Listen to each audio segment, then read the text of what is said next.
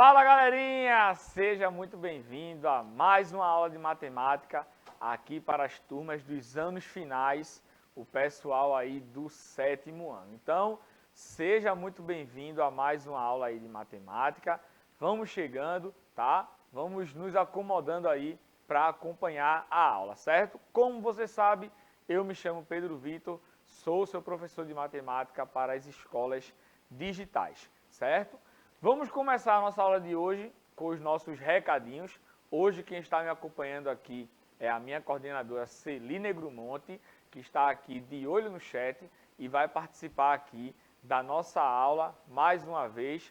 Mais uma vez, Celine, muito obrigado por você estar disponibilizando aí o seu tempo para estar aqui conosco, certo? Então, vamos chegando aí, pessoal, vamos nos acomodando, tá? Que a gente vai começar aí dando continuidade à aula de ontem, certo? Que a gente falou aí sobre variável, incógnita, termos desconhecidos, certo? Como você sabe, o nosso sistema de aula é um sistema de aula digital, onde você pode acompanhar e assistir a aula através do celular, do computador ou da TV, certo? Então, se você está assistindo essa aula aí através da televisão, Billy Jean vai colocar 2 QR Codes aí na sua telinha, tá? E aí você vai fazer o download do aplicativo, pega o seu celular, abre a câmera do seu celular, coloca aí no QR Code do seu sistema operacional, seja ele Android ou iOS. E aí você vai ser direcionado para a sua loja de aplicativo. Quando você for direcionado, já vai estar o aplicativo lá do Educa Recife. Faz o download e lá no download, quando você for concluído, vai pedir lá o seu login e a sua senha. O login é a sua matrícula e a senha são os 8 dígitos do dia do seu nascimento, certo? E Celi já avisou aqui sobre essa questão da matrícula. A sua matrícula é em relação a toda a sua vida escolar dentro da Prefeitura do Recife. Então, se você chegou na Prefeitura do Recife no 2º ano, você tem um número de matrícula e esse número de matrícula é o mesmo até hoje, não é, Celi? Isso. Bom dia, pessoal. Sempre um prazer enorme aprender junto com o professor Pedro, né? Aprender matemática junto com vocês. Muita coisa eu estou revisando, tá? Faz um tempinho que eu fiz o 7º ano, tá? Então, aprendo junto com vocês, reaprendo. É assim, o número de matrícula é um código que a prefeitura insere vocês numa lista, e esse número a partir do momento que você se matricula, gera-se esse número e ele vai até o 9º ano, até a sua última série na prefeitura. Tá? Então, esse número, quem tiver dúvida, vai lá na secretaria, solicita o número de matrícula e, como o professor Pedro falou, a senha é a data de nascimento, com os 8 dígitos. 2 dígitos para o dia. Então, se você nasceu do dia 1º até o dia 9, então coloca lá 01, 02 até 09.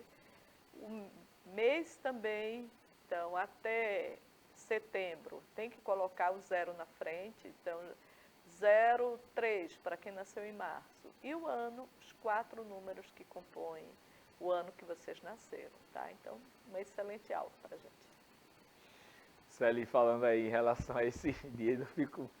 Ai, meu Deus, eu fico imaginando, Celi, porque quando eu era criança, a gente perguntava assim, você nasceu em que mês? Aí o cara dizia, eu nasci em agosto. Pronto, eu tinha que contar no dedo para saber qual era o número referente a agosto. Aí eu ia, né? Janeiro, fevereiro, março, 8.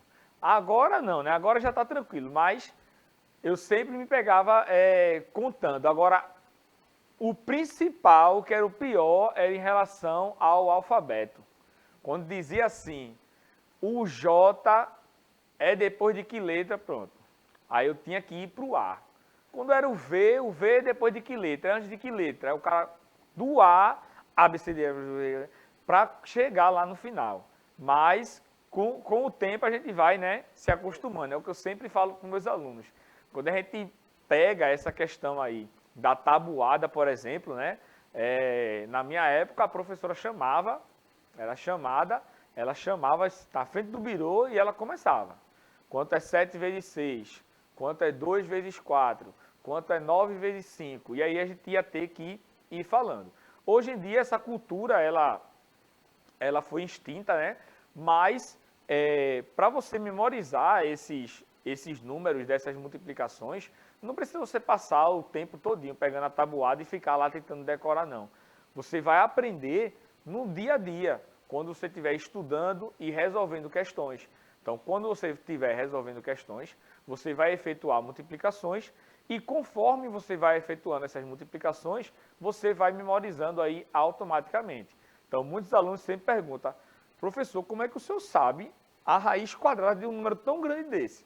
É porque a gente já vem fazendo há muito tempo, então já está dentro do HD, certo? Então, vá colocando aí essas informações dentro do seu HD, dentro da sua memória, para que, quanto mais tempo aí você praticar, mais cedo você vai aprender, certo? Vai memorizar de forma intuitiva essas multiplicações, essas potências, certo? Você vai encontrar, por exemplo, técnicas de resolver uma questão de forma mais rápida. Então, lá quando eu era 8º ano, 9º ano, eu, por si só, encontrei técnicas aí de multiplicação de 2 números, de fazer somente de cabecinha, certo? Então, conforme você vai praticando, você vai encontrando aí essas soluções, tá? Que, claro, eu não inventei essa solução.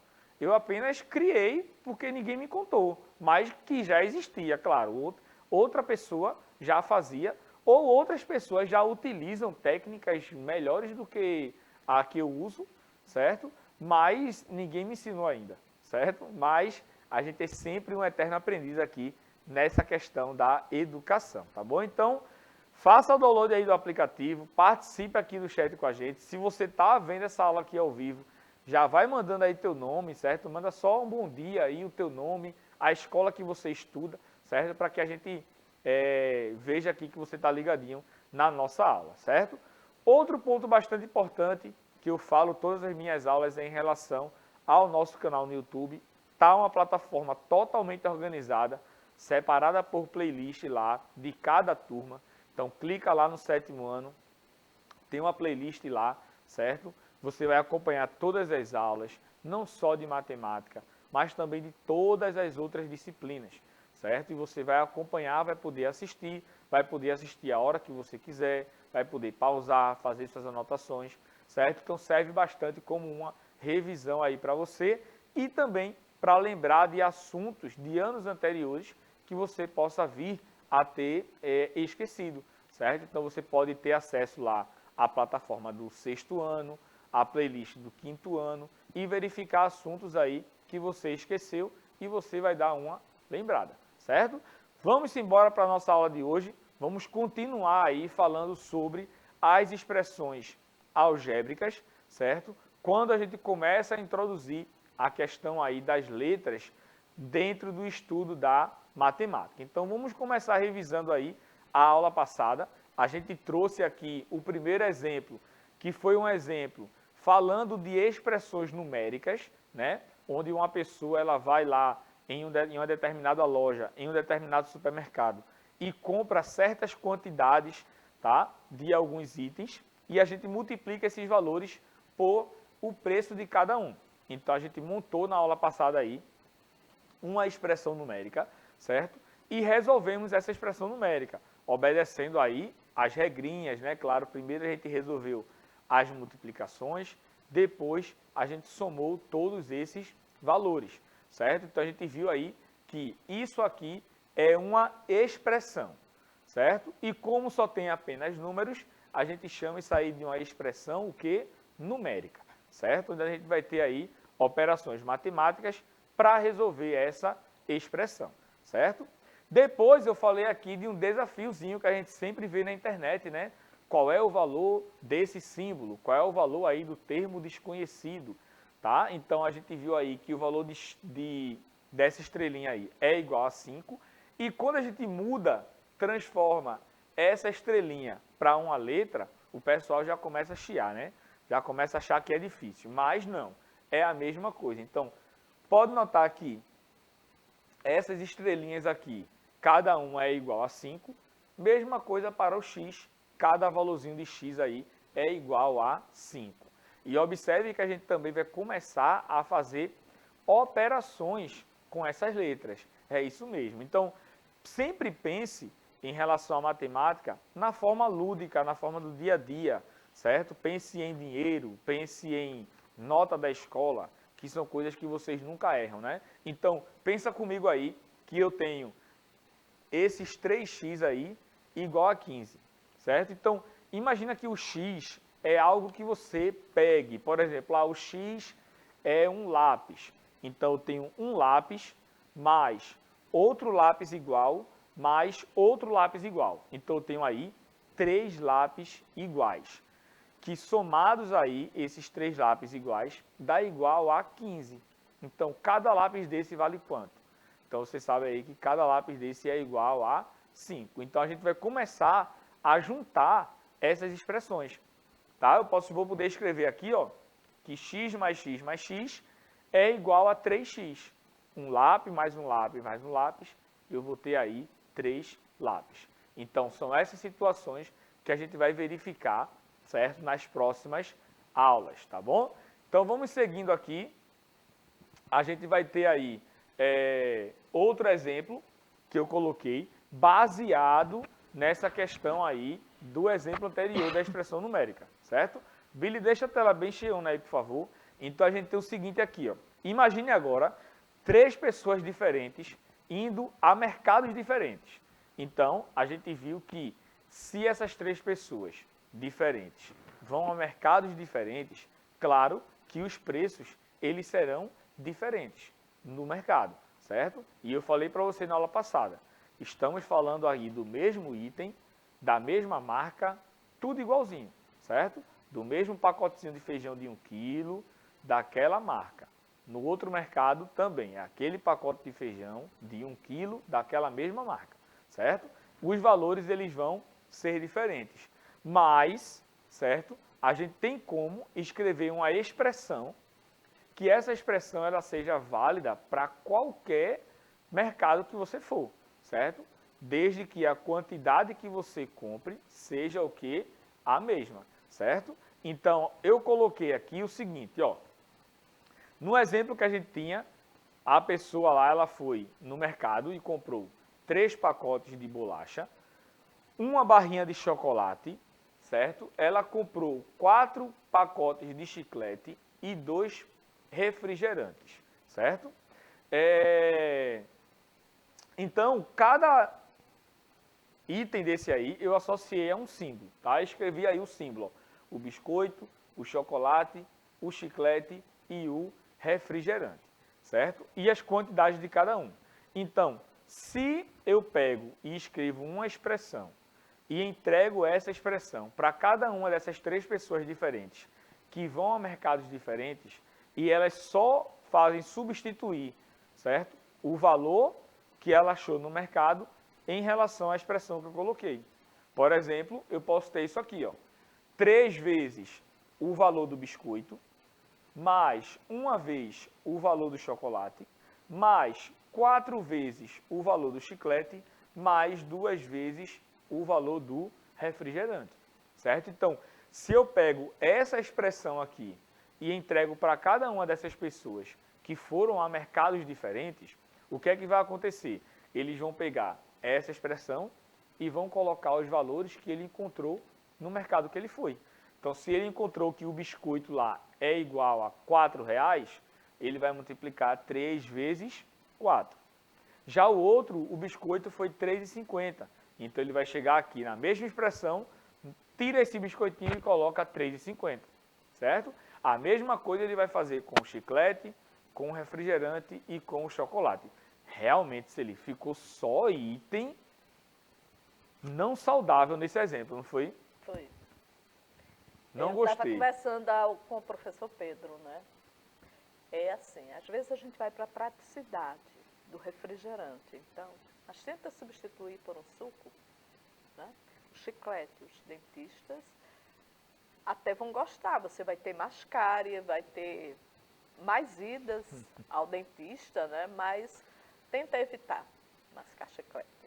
É verdade, é verdade. E eu sou a prova disso, viu, pessoal? Eu sou a prova disso. Eu tinha, Celi, 86 quilos. Eu era gordinho. E fui me reeducando, né, a minha alimentação, cortando todos esses itens daí, certo? E graças a Deus recuperei aí a minha saúde, tá bom? Mas eu adoro um chocolate, Celi. Você prefere chocolate branco ou preto? Eu prefiro o chocolate preto, mas todos os dois são gostosos. E preferencialmente os mais amargos, que eles têm menos açúcar. Então ele é até recomendado pelos médicos, né? Então é um alimento que ele é bem-vindo. Agora, quanto mais amargo, menos açúcar, mais saudável ele é. É verdade. E o meu nutricionista, ele tá lá na minha dieta, chocolate 70%, né? Que quanto mais Cacau, essa né? porcentagem aí de cacau tiver, menos açúcar vai ter e mais saudável também vai ser. Eu gosto, Celi, de qualquer chocolate, branco ou preto, mas o que eu mais gosto são aqueles que vêm com pedaços de amendoim, de castanha. Aí eu me acabo. Mas, voltando para o exemplo, você pode notar agora que a gente tem uma expressão em que não aparece os valores. A gente tem aí termos desconhecidos, certo? E na matemática, a gente substitui aí esses termos desconhecidos por letras do nosso alfabeto. Porque imagina a gente escrever uma expressão lá no caderno, o professor copiando no quadro, e aí em vez de ele colocar algo mais prático, ele vai desenhar uma lata de refrigerante. Ele vai desenhar um chiclete, certo? Então, para a gente não perder tanto tempo, né, com esses símbolos, a gente associa aí cada símbolo desse, cada termo desse, a uma letra do nosso alfabeto. Então, o que foi que eu fiz? Bolachinha, chamei de X, chocolate de Y, chamei o chiclete de A e o refrigerante de B. Você vai ver com o passar das aulas e com o passar das séries também, que a gente vai começar a associar essas letras a determinados problemas. E aí, para a gente não ficar perdendo tempo com essas letras associadas aos termos desconhecidos, a gente sempre vai colocar uma letrinha que já lembre o que é que estamos falando. Por exemplo, aqui no biscoito, eu poderia colocar a letra B. Aqui no chocolate, eu poderia colocar a letra C, certo? Então, a gente ia colocando aí para quando a gente encontrasse, por exemplo, que C é igual a 2, a gente sabia que esse 2 está associado ao chocolate, tá bom? Mas isso aí a gente vai aprendendo nas aulas seguintes. Então, eu tenho aqui uma expressão. Essa expressão aí, ela é chamada de expressão algébrica. Por quê?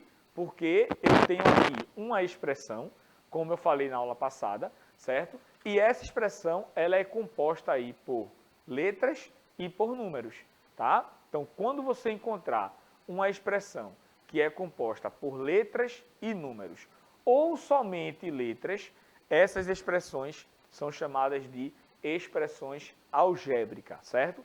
Sempre que você encontrar aí o nome álgebra, algébrico, sempre associe a termo desconhecido, que na expressão vai aparecer letras, certo? E essas letras são chamadas, do tema da nossa aula, de variável ou de incógnita, certo? Então, essas variáveis e essas incógnitas são chamados aí de termos desconhecidos que aparecem no estudo da álgebra, certo? Então, tá aí a definição de expressões algébricas e eu respondi esse exemplo aí com vocês. Pedi para saber aí qual é o perímetro desse polígono. Então, para a gente calcular o perímetro de qualquer polígono, pedi para você fazer a anotação aí, tá? O perímetro de um polígono é a soma de todos os lados desse polígono. Então, eu escrevi aqui, todos os lados do polígono. Pode notar que todos esses lados, eles possuem aí letras diferentes. Então, se possuem letras diferentes, significa dizer que todos esses lados têm medidas diferentes. Se eu coloco aqui D e D, eu estou dizendo que esses dois segmentos aqui, eles têm a mesma medida, porque eu coloquei o quê? A mesma letra, certinho? Então, para calcular o perímetro, basta a gente somar todos os lados. Então, eu tenho que essa expressão aqui, ela é uma expressão algébrica, porque ela é composta apenas por letras. Teve letras, é uma expressão algébrica, certo? Próximo exemplo, certo? Observe esse exemplo aí que diz o seguinte, ó. Na figura a seguir, a medida dos lados do tabuleiro está indicada pela letrinha A. Escreva a expressão algébrica que representa a área desse tabuleiro. Então, eu tenho aqui ó, um tabuleiro de xadrez, certo? E esse tabuleiro de xadrez, pode notar que ele é composto aí por 64 quadradinhos pequenos. Desses 64 quadradinhos pequenos, 32 é de uma cor e 32 é de outra cor, certo? E aí, como ele tem 64 quadradinhos, 8 quadradinhos no comprimento e 8 quadradinhos na largura, eu tenho, certo, que essa tabela aí, certo, da tábua do xadrez, ela representa um quadrado. E a gente sabe que no quadrado, todos os lados são o quê? Iguais. Então, se eu tenho que no quadrado, todos os lados eles são iguais, o que é que eu posso escrever aqui? Eu posso representar os lados desse quadrado com a mesma letra. Então, aqui é igual a A e aqui também vai ser igual a A, porque eles têm aí a mesma medida, certo? Como é que eu faço para encontrar a área de um quadrado? Para você encontrar a área de um quadrado ou a área de um retângulo, basta você multiplicar a base pela altura, certo? Como no quadrado os lados são iguais, então eu vou multiplicar A vezes A. Então, A vezes A é igual a A ao quadrado. Então, essa é a expressão algébrica que representa a área desse tabuleiro aí de xadrez. Beleza?